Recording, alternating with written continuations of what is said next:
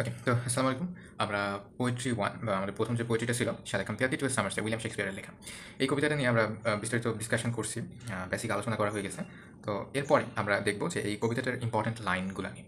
Important লাইনগুলা উভয়ের ক্ষেত্রে খুবই গুরুত্বপূর্ণ, যারা দেখা যাচ্ছে একেবারে শেষ মুহূর্তে প্রস্তুতি নিচ্ছে তাদের জন্য, এবং একই সাথে দেখা যাচ্ছে যারা শুরু করতে যাচ্ছে তাদের জন্য। তো আমরা এগুলোকে আবার কোটেশন হিসেবেও আমরা লিখতে পারি আমাদের পরীক্ষা খাতে, ঠিক আছে? তো এই কারণে এটা খুবই গুরুত্বপূর্ণ, মনোযোগের সাথে দেখো।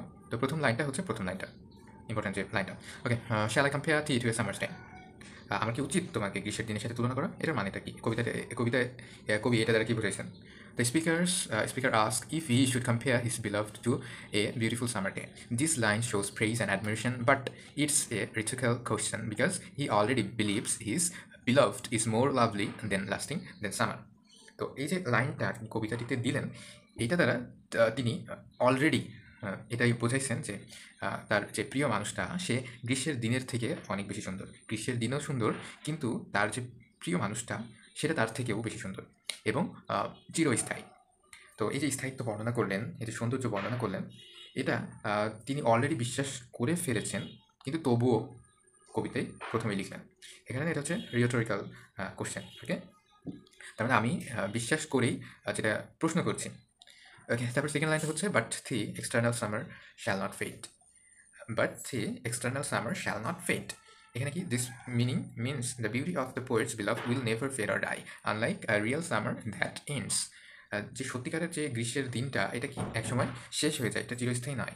তো এটা একসময় শেষ হয়ে যাবে, কিন্তু তার যে প্রিয় মানুষটা, তার সৌন্দর্য কখনো। Okay, so unlike a real summers that end, the poet says the person will stay young and beautiful forever in his poem. কবি বললেন যে তার যে পছন্দের মানুষটা, সে সবসময় ইয়ং বা সবসময় তার বয়সটা একই থাকবে, অ্যান্ড বিউটিফুল ফর এভার, এবং চিরকাল সুন্দর থাকবে। কিসের মাধ্যমে? তার পোয়েম বা তার কবিতার মাধ্যমে। ওকে, তো তার লজিকটা ছিল যে তার কবিতার মাধ্যমেই তার যে পছন্দের মানুষটা সে চিরকাল বেঁচে থাকবে।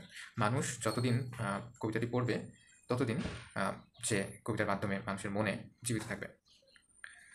ওকে, তারপরে লাইনটা হচ্ছে so long lives this and this gives life to থি।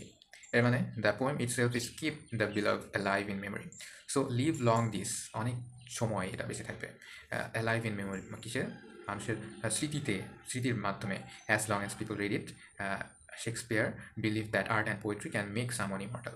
যতদিন মানুষ পড়বে, যতদিন মানুষ তার এই কবিতাটি পড়বে, ততদিন কি কবিতার মাধ্যমে সে যে প্রশংসাগুলো করছে বা তার ভালোবাসাটাকে প্রকাশ করছে, সেটা অমর হয়ে থাকবে। এবং কবি এটা বিশ্বাস করেন যে আর্ট বা কলার মাধ্যমে কিংবা কবিতার মাধ্যমে কি একজনকে অমর করে রাখা যায়। মানুষ চিরকাল একটা সাহিত্যকর্ম পড়ে, চিরকাল একটা আর্ট দেখে, তো দেখার সাথে সাথে কি স্মৃতিতে বর্তমান হয়।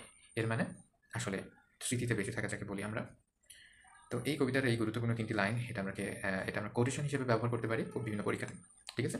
তো ভালো থেকে সুস্থ থেকো, এবং পরবর্তী কবিতার জন্য শুধু নিচে ডেসক্রিপশনে ক্লিক করো। ওকে, গুড বাই।